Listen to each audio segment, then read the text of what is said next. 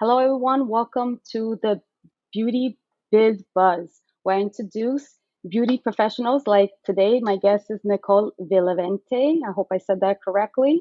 Hi, Nicole. How are Wow, you? very fancy. Hello, how are you? I'm doing great. It's been a while since we seen each other. Yes, yes. We go back a while, right, Janice? I believe since beauty school. Yep, I think yep. that's where we met for the first time. Yeah. So I know that I can remember from beauty school you were working at a hair salon, correct? Like, Yes. how long were Yes. you working in a hair salon before you decided to go to beauty school? Oh, I wasn't working at a hair salon. Well, technically I was, but I actually was a receptionist at Oh, that's what it head was. Yes. cutters. Head cutters years and years ago. And but my mom was a hairdresser. So I grew That's up right. with being around it. And I remember wanting to go to BOCES in high school, and she wanted no part in me doing that. And it just so happened that I wound up working at this head cutters as a receptionist because I was just extra money. And it kind of reignited that passion, I guess, of maybe wanting to go to hair school. So I remember going and looking. My older son was little at the time, like 3, and it just was too overwhelming. Like, I was newly divorced, didn't really Especially have with a anybody that could three-year-old. watch him. Yeah. So I didn't, it just wasn't something that I was really going to be able to do at the time. So I kind of just tabled it, and then I Why do revisited you it like feel why years later. why do you feel that your mother kind of was trying to push you away from the beauty business? Like why in Well, her because since she was a stylist, why do you yeah. think she was trying to get you out of that? So the beauty industry has changed dramatically over the last, I don't know, even 30 years, right? I would say even maybe 40 at this point. But I don't think it's necessarily something that she ever really, I don't know if she would have picked to be a hairdresser. Is back when she got her license and decided. So her story to me was she was in high school and she was called down to the guidance counselor's office and sat down and said, guidance counselor said, "You're not college material. Your options are be a secretary or go to cosmetology school." Now, she graduated high That is school crazy. in 1966. So, That is crazy. my grandmother had her her, cosmetology license. My aunt had hers. So it's kind of like I think she just said, you know what, let me go with that. It sounds like something I might want to do. Yeah. So, I and mean, she personally, was very good.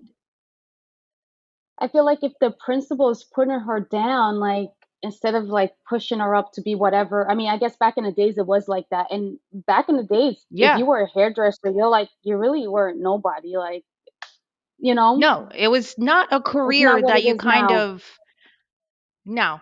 It was definitely, in my opinion, and you could say this too, maybe, but I think that it wasn't looked upon as it is now. I think that a lot of people now see it as more of an art. It's back in the where they were getting, and not to say, and not, let me tell you, the roller sets and the finger waves and all that stuff that they were doing back then, you know, listen, And we know what perms finger and waves like, were like in the beauty school. So, yeah. but those people were just coming in once a week for their, roller sets and their beehives. And it wasn't, you had to be in the salon 9 to 9 on your feet all day. There was no making your own hours. There was no, it was rough, tough work. And I think you were And cutthroat. viewed cutthroat. And I think you were viewed, like what I go back to is, is the movie Grease. You know, what is it? Beauty School Dropout. And Yeah, that was the timing. And so I think that you were just hairdressers were kind of, gum popping ditzes in a way back then, not like a career, more of. And so right, we always want better for our kids, right? So I think that that was her reasoning maybe. But guess yeah. what? Especially that, I mean, you're making things happen, but especially back then, the way it was, like we all want better for our kids, right? So Right. we guide them to the right direction, but now it's like a different story. And so also I see that because you had your kids early and you're in the same as position as I was, we started beauty school later in life in our 30s. Yeah. So Yeah.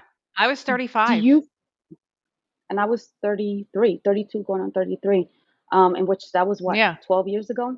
It's crazy. And you know what? Yeah. People had said to me, because I was going back to school and I worked at a school with special need kids, and I did it because my kids were younger. But I remember going back to school and people like, why you want to be a hairdresser? Like, you want to become a nurse? Like, hairdresser still Yeah. 12 years ago was still Yeah. put 12 down. years ago. It's like, Yeah.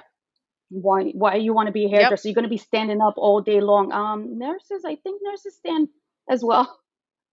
They stand all Yeah. day long Yeah. and walking. So I don't know. But now going back to beauty school, now you had only your first son, or did you? How many kids did you have Yeah. once you went to beauty school, Long Island Beauty School? No, You had, I had my older son, and then Steven, my youngest, was only. I actually timed it really well because he was